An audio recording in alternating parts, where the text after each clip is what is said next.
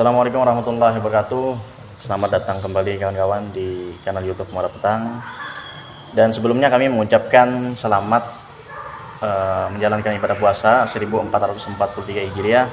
Mudah-mudahan kita dapat meningkatkan, mengoptimalkan dan maksimalkan bulan puasa kali ini, dan semoga semangatnya akan terus mengalir sampai bulan-bulan lainnya daripada bulan Ramadan.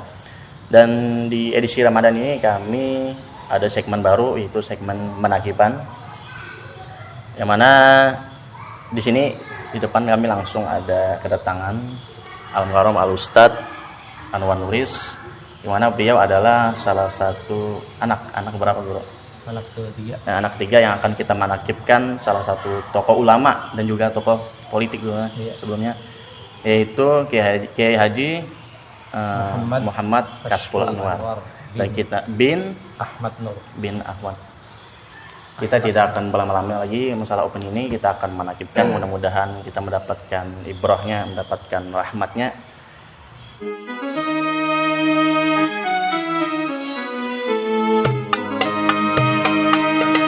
Dan sebelumnya guru, ulun bertanya, apa sih manakib itu secara bahasa atau secara makna? Bismillahirrahmanirrahim. Alhamdulillahirabbil wassalatu wassalamu ala asyrofil anbiya'i wal mursalin wa ala alihi washabihi ajma'in. Jadi alhamdulillah perbincangan kita pada saat ini adalah masalah manakib. Apa itu manakib? Dan kita kenal di masyarakat kita ada pemanakiban. Ya. Baik itu di Jawa ataupun di daerah-daerah lain, dan khususnya di daerah kita Banjar umumnya, yaitu pemanakiban. Manakib adalah suatu sejarah kehidupan orang-orang soleh, yaitu orang-orang yang memegang keistiqomahan dalam keilmuan, keistiqomahan dalam ibadah, dan ada sisi-sisi nilai-nilai yang dapat kita ambil daripada ajaran-ajaran beliau. Dan kadang-kadang ada sesuatu yang bisa kita teladani dari kehidupan orang yang kita angkat sebuah manakibnya. Nah, oleh sebab itu, karena berdasarkan riwayat inda dzikris sholihin tatanazzalur rahmat. Ketika kita membaca, mengisahkan, melihat, membuka lembaran-lembaran sejarahnya orang-orang soleh, itu menurunkan rahmat Allah. Apa itu rahmat Allah? Karena pada saat itu ruh kita terbawa oleh kehidupan beliau.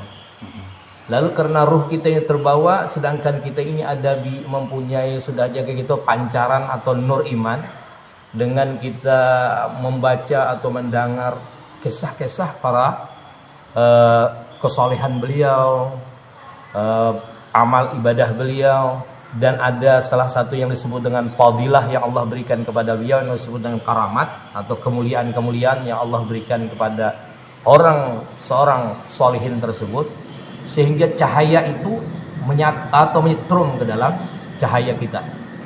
Kalau sudah menyetrum ke dalam cahaya kita, maka kita ini seolah-olah terbawa, lalu ingin mengikuti ajaran beliau. Nah, itu disebut dengan manakib. Beda dengan sejarah. Kalau sejarah itu mengupas secara umum, sejarah pejuang-pejuang atau sejarah orang-orang yang berjasa, tapi menitik beratkan kepada perjuangan beliau.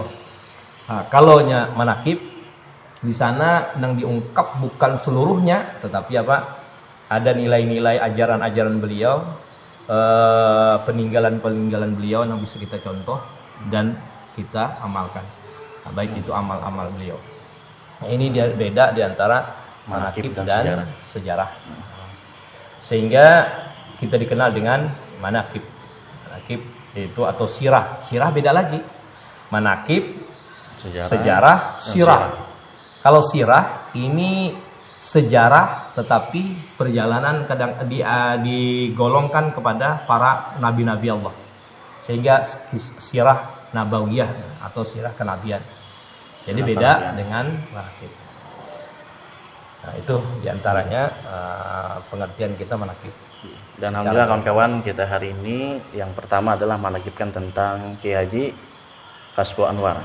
Dan kebetulan Al-Mukarram Ustadz Ahmad Nuris ini adalah anak ke berapa guru? Anak ketiga tadi. Dan kita hari ini menakibkan tentang beliau. Dan yang pertama adalah mungkin ada yang bertanya guru. Iya. Siapa sih sosok beliau? Iya. Dan juga kita pertama-tama ulun ingin bertanya dulu bagaimana latar belakang beliau. Iya. Ya mungkin dari ayah beliau siapa, ibu beliau siapa, Iya. Pendidikan juga. Jadi ayah anda kita itu Guru Haji Muhammad Hasbul Anwar.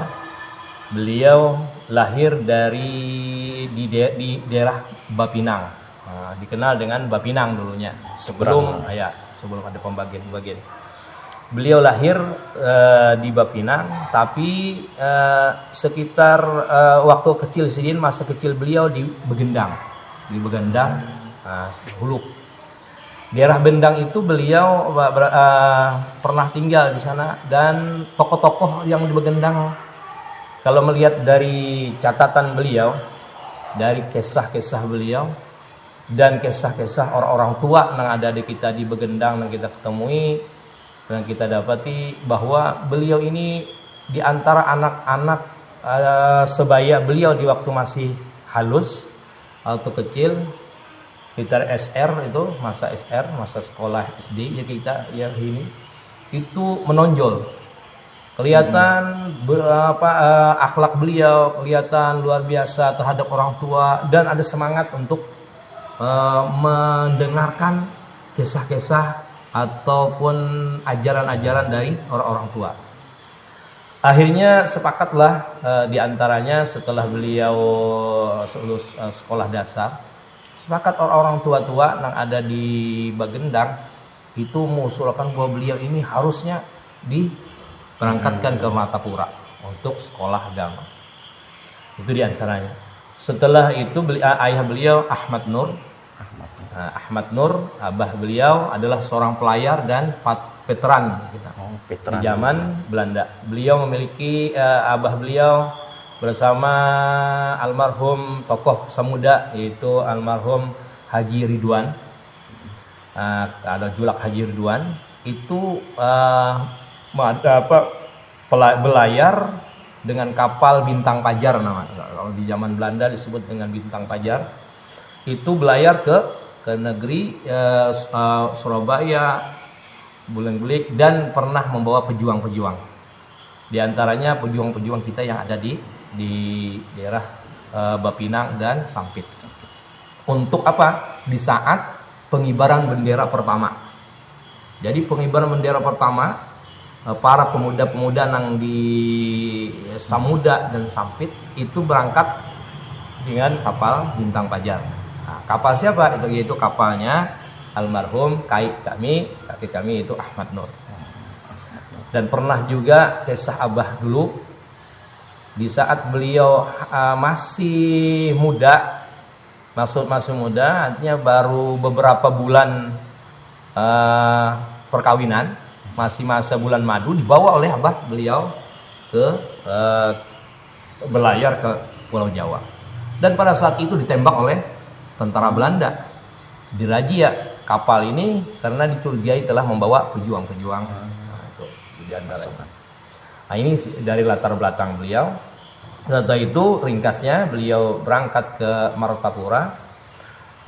Di sana beliau belajar, dan guru-guru beliau diantaranya yang paling banyak catatan-catatan keilmuan yang beliau catat, yaitu beliau banyak mengambil kalau untuk amaliyah, yaitu dari Tuan Guru Haji Muhammad Salim Ma'ruf. Waktu kubah beliau ada di sebelah muka atau sebelah barat Masjid Martapura. Itu kubah beliau. Nah, di antara guru-guru beliau di waktu di Martapura, untuk waktu itu beliau di sini tercatat bahwa kelulusan beliau itu pada tahun 1965 Masehi, ya, bertepatan dengan 1384 Hijriah. Nah, di antara teman-teman beliau atau kelulusan ini, yaitu di antaranya yang sekarang masih hidup, yaitu adalah Guru Mu'az. Guru Mu'az, dan beliau alhamdulillah masih sehat, masih mengajar. Ini guru sekelas beliau, dan itu sebangku dengan beliau dalam riwayat, dalam kisah beliau. Di antara guru-guru beliau, catatannya itu Tuan Guru Haji Abdus Syukur, Tuan Guru Haji Badruddin. Beliau pun pernah guru ibad, pernah terjun ke dunia politik juga.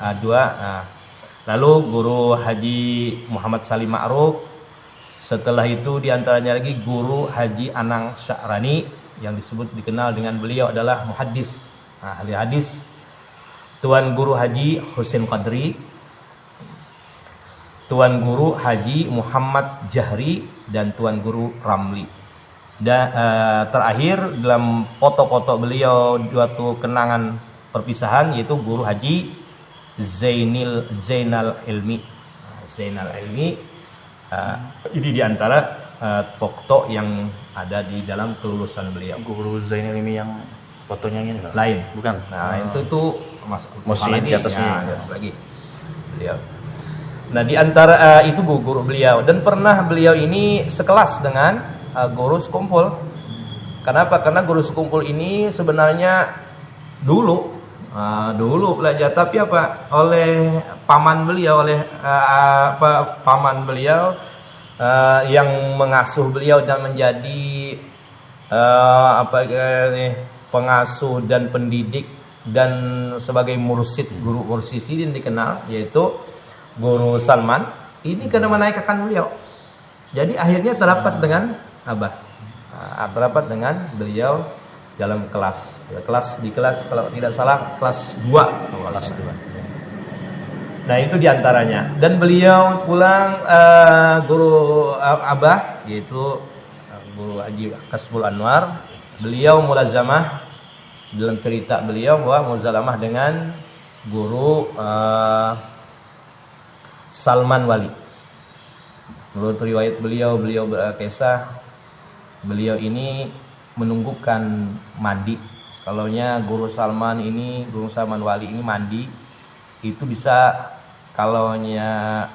sampai satu malaman, semalaman sampai subuh kadang-kadang mandi. Dan beliaulah di antara kawan-kawan beliau, dan itu di antara kelebihan karamatnya Guru Salman Wali. Apabila sabun yang beliau tatak ini, beliau bagi-bagi untuk tersentuh oleh nang menjaga hadam ini atau nang hadam ini, tersentuh aja itu sudah mengulang lagi sedikit. Itu di antara keanehan yang ada pada beliau. Ini di antara di masa sidin sekolah. Dan kembali ke kampung, yaitu Kampung Bepinang, dan kembali lagi setelah Kampung Bepinang kembali lagi ke Begendang. Mengajar di Begendang sebelum nikah, sebelum kawin. Mengajar di Begendang. Sesudah itu ada lagi niatan beliau untuk kuliah. Kuliah ke Palangka. Di saat itu baru pertama kali buka fakultas di Palangka. Berangkatlah beliau. Beberapa bulan sampai tahunan, kesepakatan tokoh-tokoh tokoh-tokoh Bepinang, karena akan terjadinya pemilihan kepala kampung. Kepala desa ini. Ya, kepala desa. Ada utusan bahwa mengharap bahwa Guru Kasful untuk kembali ke kampung dan memimpin kampung. Kami mengharapkan karena cukup sudah ilmu, artinya dari segi keagamaan kuat, dan kami mengharapkan kembali ke kampung untuk memimpin kampung di Bepinang. Akhirnya beliau kembali. Nah, kembali ke kampung, dan pada saat itu di kampung banyak tokoh-tokohnya, yaitu diantaranya yang menjadi mertua beliau adalah Guru Haji Anang Mashkur Taib. Beliau adalah mursyid Tarekat Naqsabandiyah. Nah, beliau ini membuka madrasah di Bapinang, disebut dengan Madrasah Ibtidaiyah. Nah, di antara madrasah Ibtidaiyah itu tokoh di kampung itu dan menjadi mertua beliau. Banyak lagi Julak Haji Imran dan Julak Haji Aspawi, tokoh-tokohnya. Yaitu abahnya, ada antara abahnya Yanang Sulaiman, itu termasuk juga tokoh-tokoh Babaung atau tokoh-tokoh Bapinang. Mengharapkan beliau untuk kembali. Akhirnya ternyata terbukti apa harapan ini memang harapan tokoh-tokoh. Dalam pemilihan kepala kampung beliau terpilih dan beberapa periode. Kalau tidak salah dari catatan itu sampai 3 periode, lebih tahunan lebih. Dan di masa itu beliau terjun dalam dunia politik atau dunia menjadi kepala kampung lah di antaranya. Nah, tapi keunikan beliau, kepala kampungnya jadi orang suka dengan beliau karena di samping mengajar ilmu, istiqomahnya pelajaran ilmu agama tetap jalan, majlis-majlis itu tetap jalan. Nah, jadi kalau seandainya ada orang yang ingin minta surat ini atau saya itu tinggal tokan sudah ada di dalam kitab CD, dalam buku tas kitab CD itu sudah ada. Tok kepala desanya sudah ada. Tadi kalau ada masalah CD langsung mencatat kalau memerlukan tokan sudah ada. Dia tas kitab beliau. Dan paling di antara anak-anak beliau, di antara saudara-saudara kita, nang berlima, yang khusus laki-laki nang 3, yaitu Abang Hairul Anwar, Abang Nur Halis, dan aku sendiri. Nang paling banyak umpat dalam perjalanan dakwah beliau, lagi halus dari SD, itu ada karena anak terakhir bungsu laki-laki, kena lawas hanya dapat anak bini-bini, ading bini-bini itu lawas. Sehingga seolah-olah waktu SD ini akulah nang terakhir bungsu, akhirnya dibawa terus sampai tamat SD, tamat sekolah SD. Itu diantara jadi pengajian, kadang-kadang pengajian itu bisa malam hari, bisa kalau sudah sampai ke Hantipan, daerah segala Bapinang, Pinang Hulu, itu kadang-kadang bisa bermalam dalam dakwahnya dan dakwah beliau. Dan saat itu di kampung walaupun banyak guru-guru kita, tapi inilah diantara adabnya guru-guru kita, ya, diantaranya yaitu guru Bunyamin, guru Sukarman Dahri, guru Syahrian Nur, dan guru Nawawi juga banyak, ada guru-guru. Dan beliau apabila ada abah, beliau menyuruh yang tua dulu. Itu diantaranya guru Asri termasuk. Dan diantara rujukan yang paling nyaman oleh almarhum guru Asri adalah abah. Banyak kenangan-kenangan guru Asri bersama abah. Diantaranya beliau minta guru Asri di suatu pertama kali halwat beliau, sidin merubah cara hidup beliau kepada halwat. Itu pertama kali meminta jubah abah. Dan itu dan di waktu meminta jubah, belanglah guru Asri ke rumah, ulun hendak minta berkah jubah pian guru ai. Di waktu itu dibarilah abah oleh jubah. Dan ternyata abah ini orang, karena beliau ini suka silaturahmi, kadang-kadang jalan, kadang-kadang singgah ke rumah beberapa guru-guru yang lain. Kadang-kadang di masjid beliau perhatikan. Dan di saat itu guru Asri sin takuni, Asri, jubah nang kubari semalam kenapa kada dipakai? Lalu jawab oleh guru Asri di saat itu, perkenangan bagiku, guru, jubah itu kada ulun pakai, kenapa? Karena itu lain jubah pian guru. Jadi rasa kada nyaman ulun makainya. Lalu tertawalah abah. inilah apakahnya goyonan atau jekitannya candaan. Iya aku bujur memang tuh sengaja memang bari ampun orang kayak apa rasanya.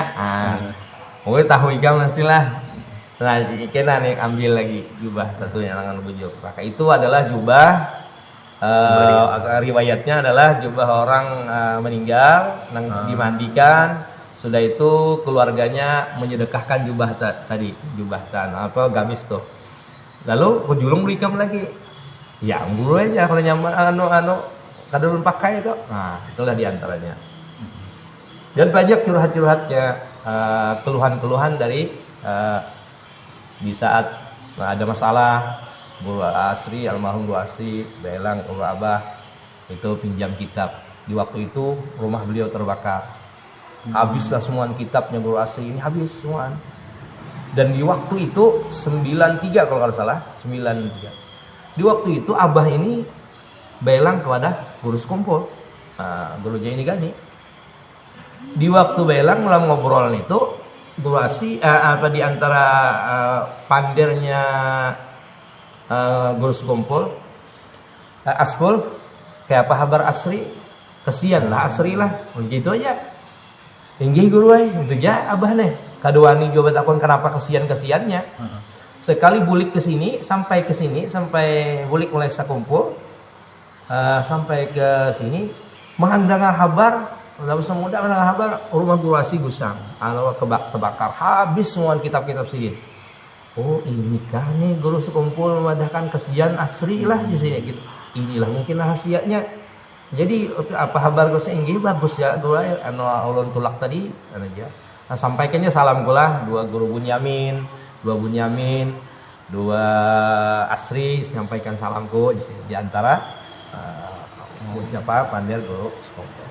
Nah, di waktu itu Guru Asri ulun minjam kitab. Nah, dia itulah akhirnya minjam kitab dengan Abah. Kitab ulun habis bisa ulun minjam kitab lah. Ini mesti dipinjamkan ya, minjam mana-mana yang diperlukan sidin jadi minjam. Itu hubungan beliau. Jadi guru-guru kita di Bapinang itu di zamannya dulu itu adabnya dengan orang tua. Karena Abah tetuha dulu di waktu itu di antara yang lain.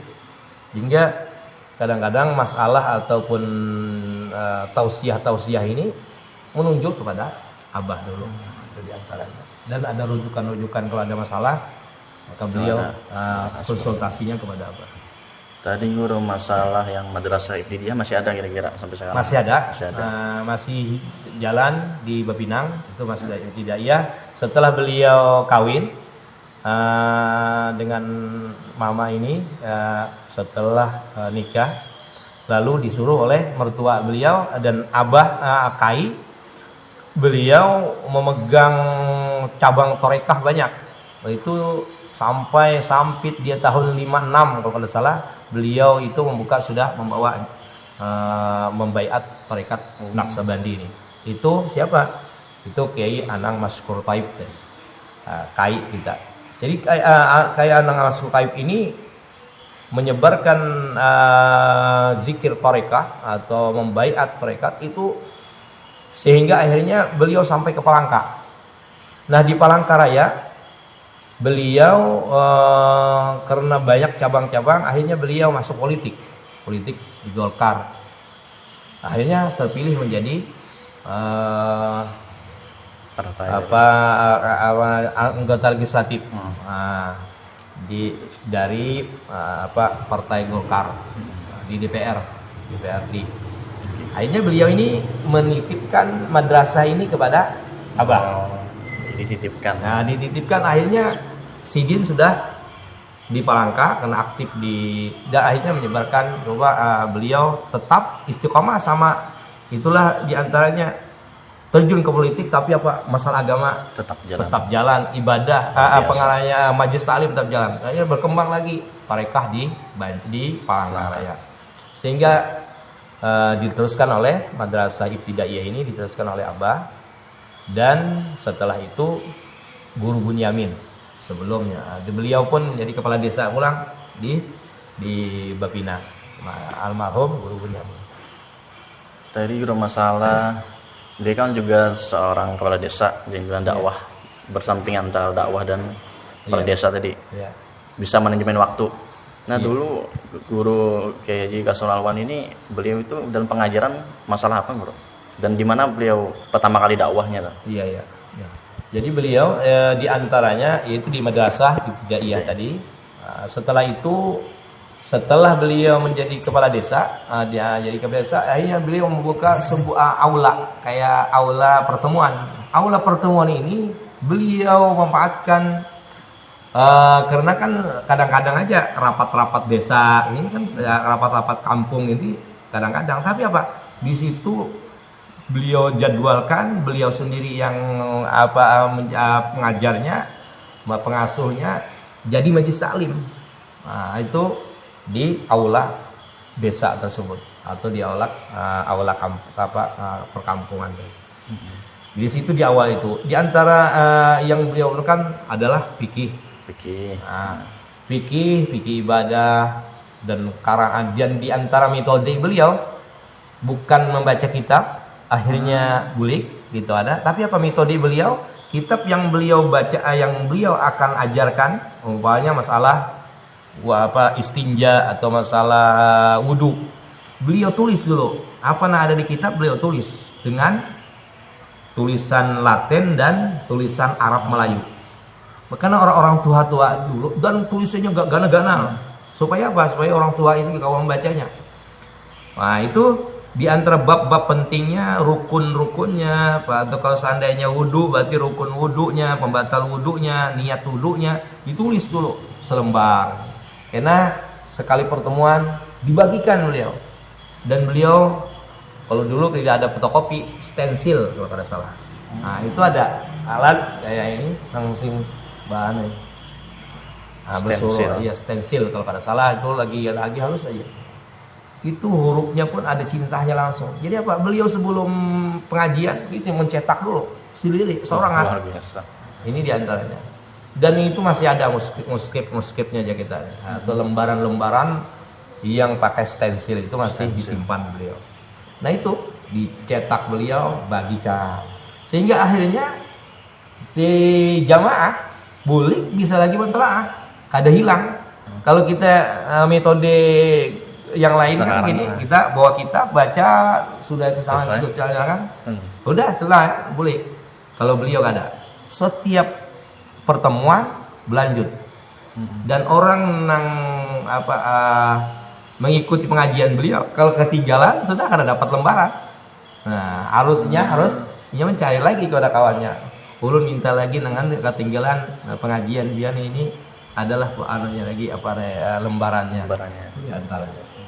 Itu diantara keistiqomahan beliau luar biasa. Tadi guru Kasrul Alwan ini kan pendidikan beliau pesantren full. Iya, full. Kuliah sejak jadi karena menjadi kepala desa di diamanahkan. Iya, beberapa mungkin semester atau beberapa semester, 2 semester aja. Oh, sempat sih. Jadi beliau juga pengajaran tadi masalah fikih ibadah. Fikih, ya. Selain fikih itu ada nggak juga? Jadi fikih, tauhid. Ya. Dan metode beliau kalau kita lihat dari buku beliau itu dan orang tua di mana kalau di Semuda ini dimulai pada tahun 75 kita belum lahir lagi, aku belum lahir. Itu sudah ujar Julak Haji Ainun. Itu kami belajar dengan almarhum Abah itu sekitar tahun 75 sudah ada. Nah, ada lagi nama aku di sini ini beliau belajar di wadah kami di musola kami Darun Nasihin itu sekitar tahun 80. Nah, gitu. Kalau ini di Khairiyah itu sekitar tahun 75-an. 75 sudah. Ah, sudah lah gitu, aku belum lahir lagi. Itu sudah mengajar beliau. Dan kita datang ke rumah Sidin. Julak pengajian Abah ini bukunya sih. Masih banyak di lembaran. Kalau Julak Haji Inun istiqomah menyimpan. Masih ada sekarang. Nah, itu lembaran-lembaran sehingga akhirnya kalau sudah tamat tinggal membukukan. Lalu buku ini pun ada wadah sih. Artinya apa? Untuk sholat. Nah, bimbingan sholat, sembahyang, adalah tiang agama. Ada lagi masalah tauhid. Nah, pertolongan kematian itu fardu kifayah. Nah, itu diantaranya. Itu ada kalau pertama membuka, kalau ini bab fardu kifayah itu per lembar dulu, per lembar kewajiban mulai dari mengunjungi orang yang sakit, terus tangan semua. Iya, terus tangan. Sebelum ada fotokopian, sekitar tahun 90-an ada pengajian, yaitu almarhum Menteri siapa beliau? Di Semudah juga. Sini di Semudah, di Gang Rumah Sirin di Gang Pandawa 5. Nanti siapa? Nah itu sih inilah mengajar di Balai Desa Basiri Hilir, dan itu diakui oleh kami ini orang-orang pagat, arti orang-orang yang kada tahu bujur-bujur masalah ilmu agama. Nah, sehingga akhirnya para pemuda-pemuda yang kada tahu yang dulunya sudah jauh dari anak, dan kami ingin dapat bimbingan dari guru, dan guru-guru yang lain karena kelihatannya lihat sinis bagi kami. Kami hendak buka pengajian, modelnya kadang merespon. Alhamdulillah Abah Guru Haji Kasbul Anwar Sidin langsung merespon. Dah di waktu Sidin merespon itu, ternyata pengajian beliau dengan lembaran-lembaran buku dan dengan lembaran-lembaran ini tulisan tangan beliau di fotokopi Sidin. Lalu ditawarkanlah oleh bubuhan beliau, kini ya guru, ini ulun ketik. Akhirnya itulah pertama-tama kali buku beliau diketik. Waka Bang Idak, Bang Idak, sudah itu Abang Sani. Oh, Pendawa ya. Iya, Pendawa ya. Haji Arwah Haji Mono. Nah, itu pengajiannya di aula di Balai Desa Balai Desa Basiri Hilir. Itu. Nah, beliau dari itulah mula-mula diketik pakai komputer. Data diketik, serahkan lagi dengan beliau, ditelaah beliau lagi, salinan tulisan tangan beliau tadi hanyar yang mana Arabnya, tulisan Arabnya atau doanya atau niatnya nang tulisan Arab, sini tulis lagi. Akhirnya lalu difotokopi bahasa. Itu. Selanjutnya guru, kita membahas dalam artian keramat ya guru. Keramat atau kelebihan yang diberikan Allah pada Guru Kasbul Anwar. Kan guru pian dari kecil kan mengikuti dakwah beliau. Mungkin ada hal-hal yang kelebihan beliau atau sesuatu yang unik mungkin yang disebut dengan keramat itu. Iya. Banyak yang kita lihat. Nah, cuma ini takutannya karena ini anak kan karena melebih-lebihkan. Jadi kita ambil dari orang lain. Yang langsung menyaksikan langsung gitu.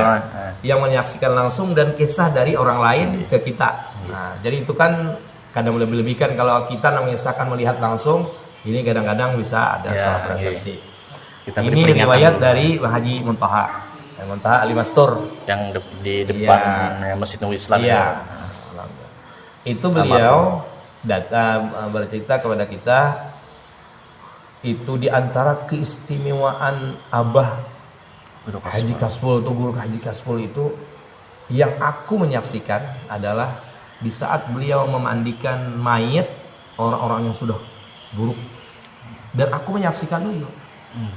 Di saat itu di daerah kami ada meninggal sudah heboh, sudah bau luar biasa. Karena apa? Karena beliau sendirian di rumah, seorang di rumah, dan heboh ada semuanya kita yang ada di pinggir jalannya sudah kada tahan menciumnya.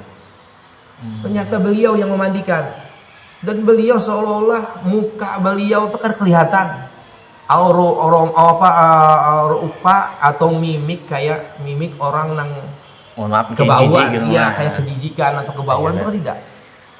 Jadi aku kagum kepada beliau, dan beliau aku penasaran kalau beliau Haji Muntaha bertakoni dua beliau, ada amalan lah guru ini tadi guys, kita menganggap adalah bahwa innal insan fi ahsani taqwim, manusia itu diciptakan Allah pada sebaik-baiknya, dan kita memuliakan makhluk Allah atau memuliakan sesama hamba Allah.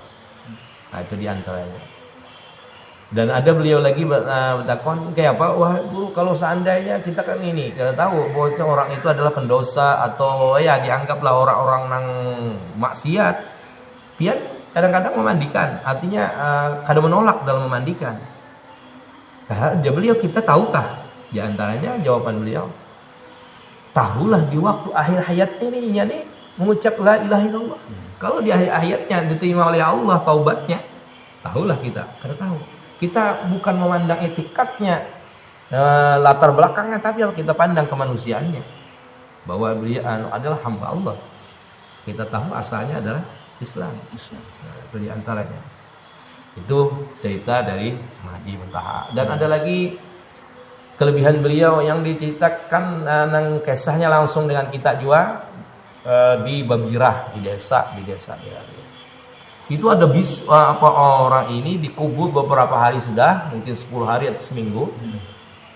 Ternyata dalam masa 1 hari dalam seminggu ini, anaknya ada seikung laki-laki itu kayak orang bisu.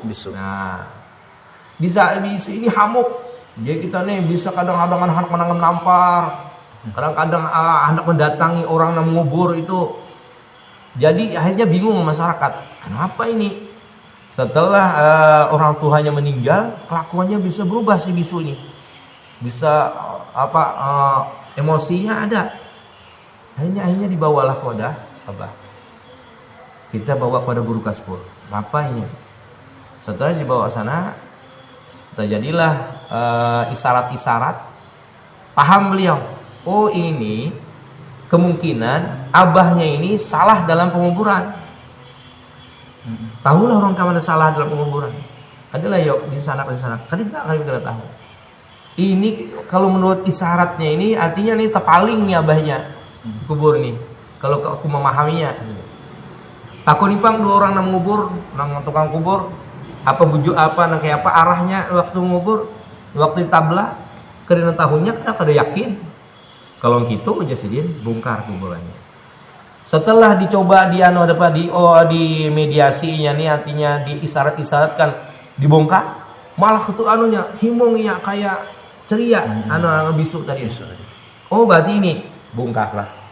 Ternyata setelah dibongkar oleh orang kampung juga dan saksi orang kampung, ternyata memang paling arahnya kepalanya. Oh, nah apa? Jadi bisu berarti ini melihat di sini. Jadinya paham bahwa ini salah baginya. Nah, alhamdulillah mungkin roh abahnya kah mungkin bermimpi kayaknya kada tahu kita. Kedadinya bisu kita kada kawa komunikasi. Turunlah beliau ke dalam lubang yang 10 hari sudah atau kita seminggu ada tuh mengubah posisi arah kiblatnya di dalam kubur tadi dalam tabla kan. Nah, yang diceritakan nang keistimewaan beliau nang dikagumi oleh yang ada di situ, baju beliau ini kada berbau. Mai itu kan sudah seminggu. Dalam aturannya berbau dan orang yang membongkarnya pun nang lihat dia itu merasa berbau. Tapi bagi Sidin di waktu itu naik sedikit sampai Sidin ke rumah kan baca doa arwah lagi di rumah. Baju beliau terus tercium bau-bau. Ini diantara keistimewaan beliau dan diceritakan orang sampai kepada kita. Banyak diantaranya. Ada yang bermimpi, orang non muslim bermimpi beliau di waktu setelah meninggal beliau ada juga bertemu dengan berdapat beliau dan salaman senyum. Jadi antara ada yang bercerita. Bagaimana dengan guru semangat beliau menuntut ilmu dan melayani umat bagaimana? Nah, inilah yang luar biasa yang bagi kami anak-anak itu nang ya kita nih bagi kami sangat luar biasa beliau. Bagi kami semua anak-anak beliau, baik itu Abang Khairil, Abang Nur Halis dan kami juga. Kenapa sebabnya? Karena beliau begitu dan termasuk mama juga. Kenapa? Karena beliau menylayani umat ini kadang memandang diri beliau dan kadang memandang status sosial.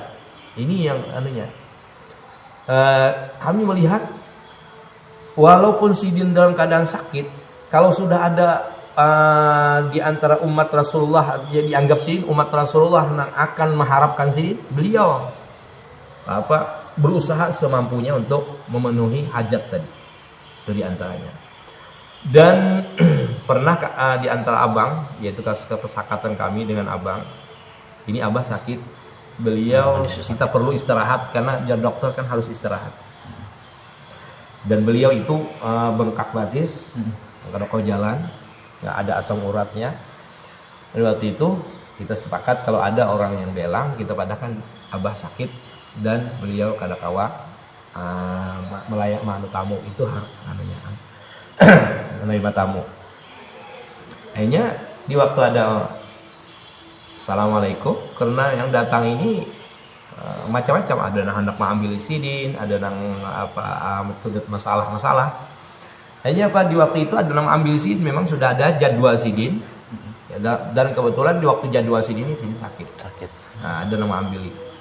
Di waktu itu assalamualaikum, waalaikumsalam, lalu keluarlah abang. Di antaranya beliau sakit, ya abang ya. Ada kadang-kadang dan di dokter itu kadang-kadang menemui tamu dan akhirnya nak mengambil sidin ya. Ini sidin sakit bengai. Nah lalu pada saat itu sidin mendengar di kamar, keluar sidin. Keluar.